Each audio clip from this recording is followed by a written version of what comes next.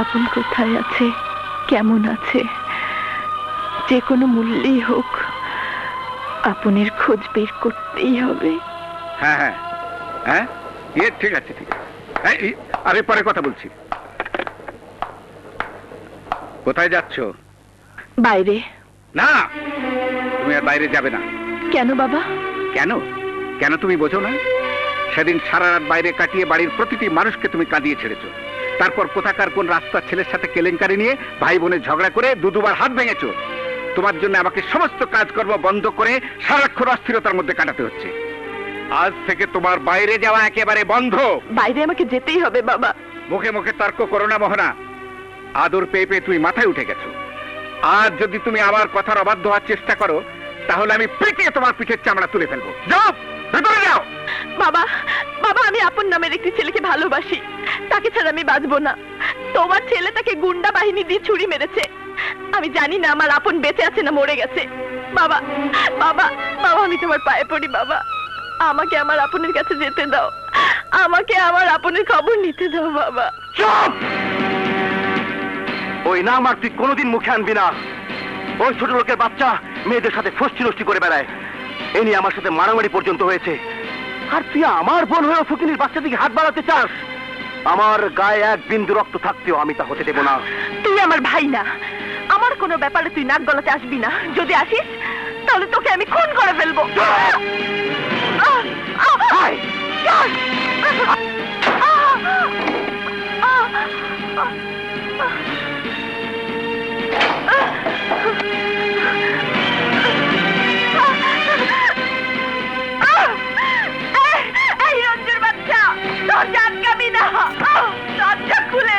কেউ যদি এই ঘরে দরজা খুলে তাহলে আমি তাকে খুন করবো। হ্যাঁ,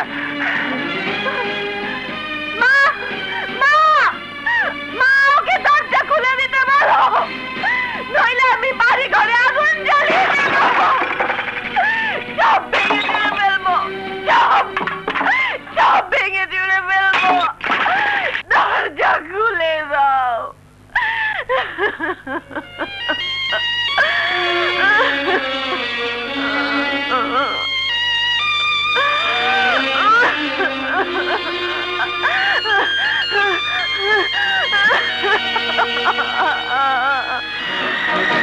রঞ্জু, রঞ্জু, ভেতরে যা, ভেতরে যা। চুপ, চুপ করে।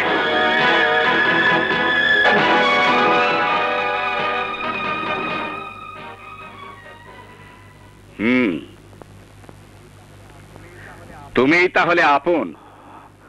জি। তোমার এত বড় সাহস, আমার বাড়িতে এসে আমার ছেলের গায়ে হাত তুলতে তোমার বুক কাঁপলো না? যারা অন্যায় করে বুক তাদেরই কাঁপে। আমি কোনো অন্যায় করিনি। কি করো তুমি? পড়াশোনা। বাবা কি করেন? বেঁচে নেই। মা? কলেজের টিচার।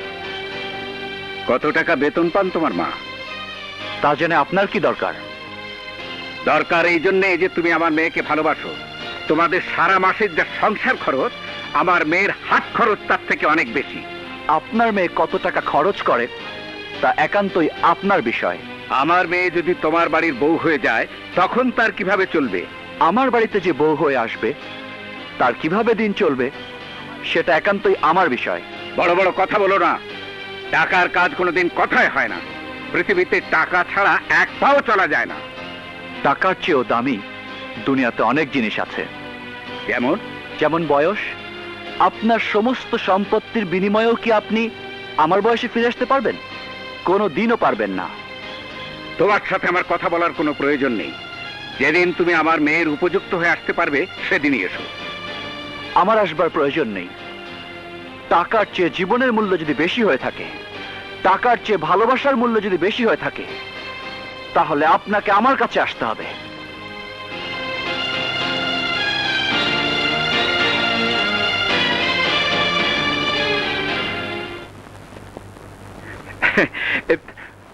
আমার মনে হয় তোমার মেয়ে ভুল করেনি মোহনার মা। পুরুষের যদি পৌরুষ না থাকে তাহলে তো সে পুরুষই না। আপন ছেলেটি সেই রকম ছেলে যার পৌরুষ আছে, ব্যক্তিত্ব আছে।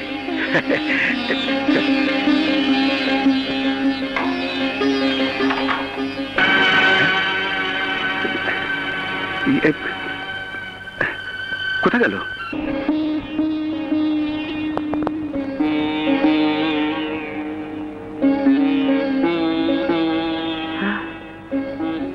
আপন, আমি তোর জন্য অপেক্ষা করছি। বলো মা। আপন, দীর্ঘদিন ধরে আমরা এই বাড়িতে আছি। তুই যেমন আমার সন্তান হিসেবে এই বাড়িতে বড় হয়েছিস, এই বাড়ির আরেকটি মেয়েও তেমনি আমার সন্তানের মতো আমার চোখের সামনে বড় হয়েছে। চিল শকুনের তালা খেয়ে ছোট্ট পাখিরা যেমন মায়ের পাখার নিচে লুকায়, তেমনি ওই মেয়েটিও সে ছোট্টবেলা থেকে তার আনন্দ বেদনার সংকটে আমার বুকে এসে ঠাঁই খুঁজেছে।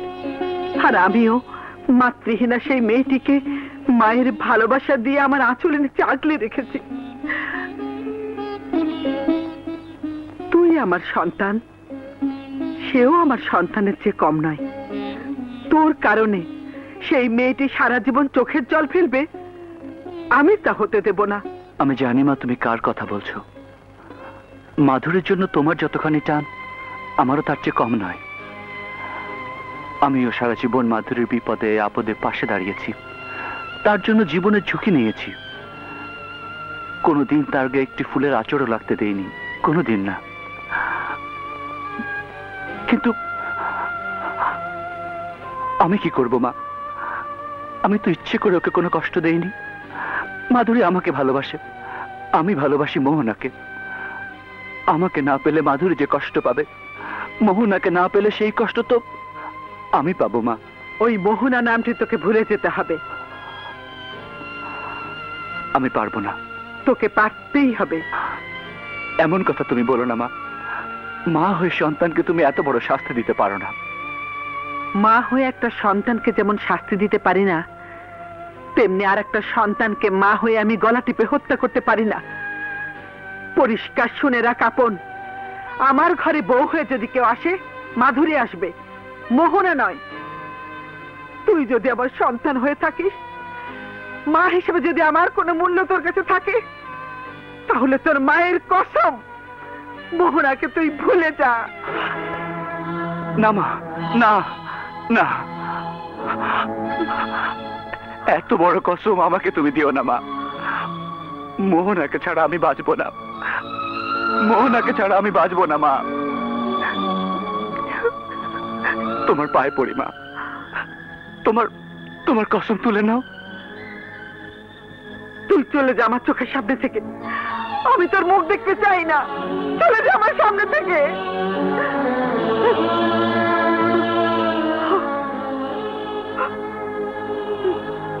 ঠিক আছে মা, আমি যদি তোমার কষ্টের কারণ হয়ে থাকি, চলে যাব, চলে যাব তোমার চোখের আড়ালে, অনেক দূরে চলে যাব।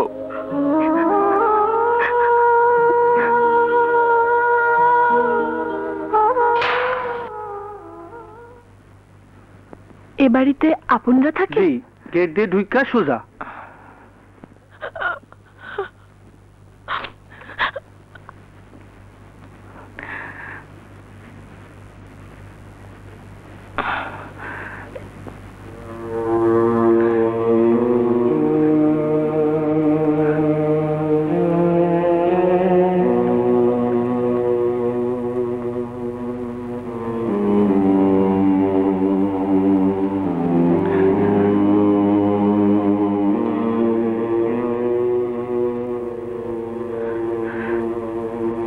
কে তুমি? জি, আমি মোহনা।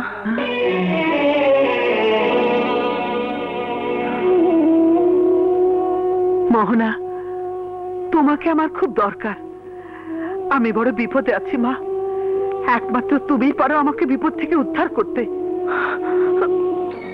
হ্যাঁ, আপন আমার একমাত্র সন্তান। অনেক শ্রম, অনেক যত্ন, অনেক কষ্টের বিনিময়ে 22টি বছর ধরে তিল তিল করে তাকে বড় করেছি। আজ শুধু তোমার কারণে তার আর আমার মাঝে বিরাট দেয়াল তৈরি হয়ে গেছে। তুমি আমাকে বাঁচাও মা। মা হয়ে তোমার কাছে আমার সন্তানকে আমি ভিক্ষে চাইছি।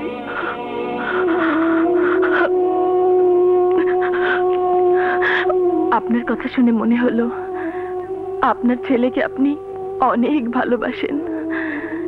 এই ভালোবাসার বন্ধন ছিন্ন করে আপনার ছেলে কখনোই আপনাকে ছেড়ে যাবে না, কোনো দিন যাবে না। কিন্তু মেয়েরা তার বাবা মাকে যতই ভালোবাসুক, একদিন সব ভালোবাসা ছিন্ন করে সারা জীবনের জন্য তাদেরকে চলে যেতে হয়। আর আর আমি এমনই এক হতভাগ্য সন্তান যে সময় হবার আগেই পিতা মাতার সব ভালোবাসার বন্ধন ছিন্ন করে বাড়ি গাড়ি মোহ ত্যাগ করে সারা জীবনের জন্য পালিয়ে এসেছি। পিছনে ফেরার সব পথ আমার বন্ধ। আমি কেমন করে ভিক্ষে দেব মা? আমি যে নিজেই বড় নিঃস্ব। আমি নিজেই এসেছি ভিখারির মতো ভিক্ষে চাইতে। আপনি আমাকে একটু আশ্রয় দিন, আমি আপনার পায়ের নিচে পড়ে থাকবো। আমাকে তুমি ক্ষমা করো, আমি যে কি কঠিন বিপদে আছি সে তুমি বুঝবে না। আমার যে যাবার কোনো জায়গা নেই মা।